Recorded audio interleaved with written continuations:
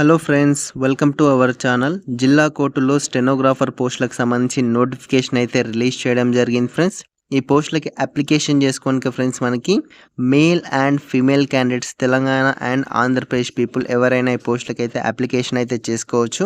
దీనికి సంబంధించి పూర్తి డీటెయిల్స్ అయితే మీకు ఈ వీడియోలో అయితే క్లారిటీగా అయితే ఎక్స్ప్లెయిన్ చేస్తాను. వీడియో అయితే పూర్తిగా చూడండి ఫ్రెండ్స్. ఎవరైతే ఎలిజిబుల్ పర్సన్స్ ఉన్నారో ఆ పర్సన్స్ అయితే అప్లికేషన్ చేసుకోండి. వీడియో చూస్తున్న ప్రతి ఒక్కరైతే వీడియో అయితే లైక్ చేయండి, ఛానల్ని సబ్స్క్రైబ్ చేసుకొని సపోర్ట్ చేయండి ఫ్రెండ్స్.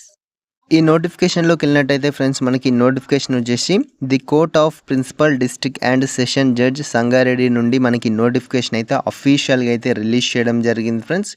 ఇందులో పోస్టులు చూసుకుంటే ఫ్రెండ్స్ మనకి స్టెనోగ్రాఫర్ గ్రేడ్ 3 పోస్టులకు సంబంధించి నోటిఫికేషన్ అయితే మనకి రిలీజ్ చేయడం జరిగింది ఫ్రెండ్స్. ఇందులో శాలరీ చూసుకుంటే ఫ్రెండ్స్ మనకి 22,750 రూపీస్ అయితే పర్ మంత్ అయితే మనకి శాలరీ అయితే రావడం జరుగుతుంది ఫ్రెండ్స్.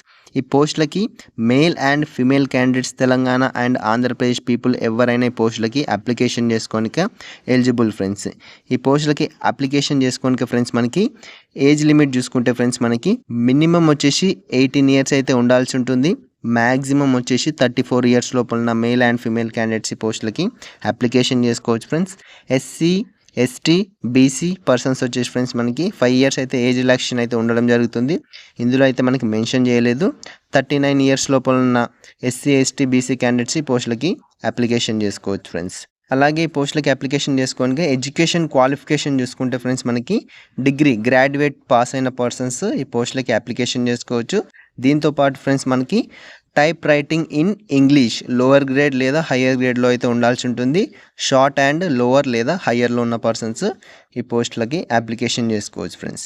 అండ్ నెక్స్ట్ ఫ్రెండ్స్ మనకి ఫస్ట్ వచ్చేసి లోకల్ క్యాండిడేట్స్కి అయితే ప్రిఫరెన్స్ అయితే ఇవ్వడం జరుగుతుంది. దాని తర్వాతనే రిమైనింగ్ పర్సన్స్కి అయితే మనకి ప్రిఫరెన్స్ అయితే ఉండడం జరుగుతుంది ఫ్రెండ్స్. ఈ పోస్టులకి అప్లికేషన్ చేసుకోనికి ఫ్రెండ్స్ మనకి the candidates should not be involved in any criminal cases, ఎలాంటి క్రిమినల్ కేసెస్లో అయితే ఇన్వాల్వ్ అయితే అయ్యి ఉండకూడదని మనకి ఇక్కడైతే మెన్షన్ అయితే చేయడం జరిగింది friends.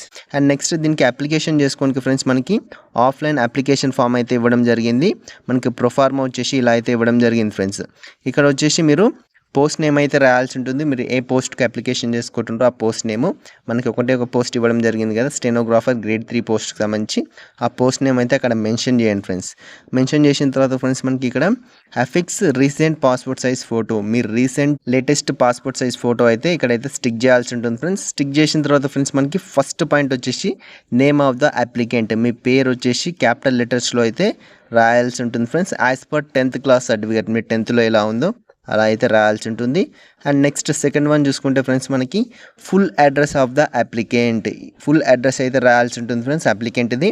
Next third one mobile number, ఏది వర్క్ అవుతుందో ఆ మొబైల్ నెంబర్ అయితే ఇవ్వండి.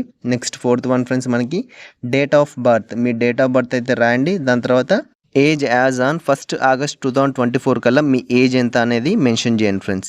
నెక్స్ట్ ఫిఫ్త్ వన్ ఫ్రెండ్స్ మనకి ఎడ్యుకేషన్ క్వాలిఫికేషన్, మీ ఎడ్యుకేషన్ క్వాలిఫికేషన్ మెన్షన్ చేయండి ఫ్రెండ్స్. గ్రాడ్యుయేట్ పైన అయితే మనకి ఇది ఇవ్వడం జరిగింది. గ్రాడ్యుయేట్ అంటే గ్రాడ్యుయేట్ అయితే మెన్షన్ చేయండి ఫ్రెండ్స్. నెక్స్ట్ సిక్స్త్ వన్ చూసుకుంటే ఫ్రెండ్స్ మనకి టెక్నికల్ క్వాలిఫికేషన్ మెన్షన్ చేయండి friends. Seventh one particulars of previous service held in judicial department, ఇది వచ్చేసి ఫ్రెండ్స్ ఎవరైతే రిటైర్డ్ ఎంప్లాయీస్ అప్లికేషన్ చేసుకుంటుంటారో ఆ పర్సన్స్కి సంబంధించి.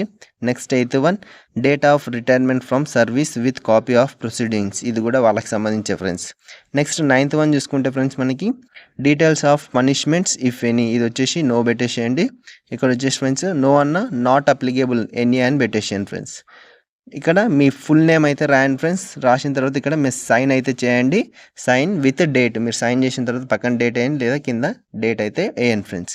ఈ అప్లికేషన్ ఫామ్ ఫిల్అప్ చేసిన తర్వాత ఫ్రెండ్స్ దీంతోపాటు మనం కొన్ని డాక్యుమెంట్స్ అయితే అటాచ్ అయితే చేయాల్సి ఉంటుంది ఫ్రెండ్స్.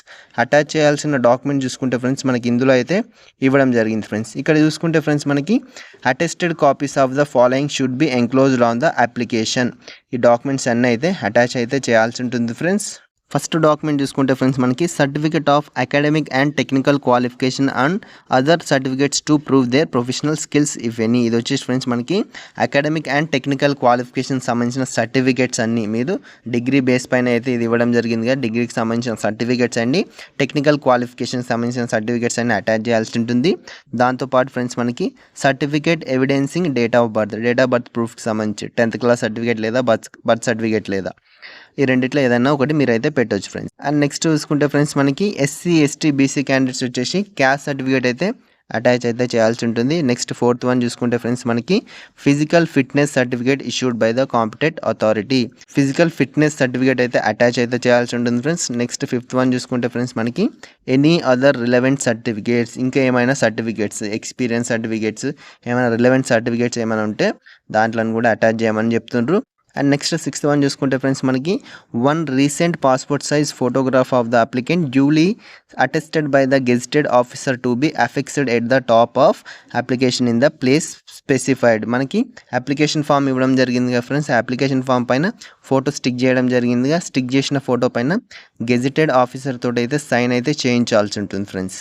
ఈ డాక్యుమెంట్స్ అన్నీ తీసుకొని డిస్ట్రిక్ట్ కోర్ట్ సంగారెడ్డి డిస్ట్రిక్ట్, ఈ డాక్యుమెంట్స్ అన్ని ఫ్రెండ్స్ మనం direct district court Sangareddy district అయితే వెళ్ళి ప్రొడ్యూస్ అయితే చేయాల్సి ఉంటుంది. ఇక్కడ మనకైతే మెన్షన్ అయితే చేయడం జరిగింది friends, the applicant should be in prescribed proforma appended here to be submitted directly to the district court. మీరు డైరెక్ట్ డిస్ట్రిక్ట్ కోర్ట్కి వెళ్ళి సబ్మిట్ అయితే చేయాల్సి ఉంటుంది. ఎలాంటి పోస్టల్ ఆప్షన్ అయితే మనకైతే ఇవ్వలేదు ఫ్రెండ్స్.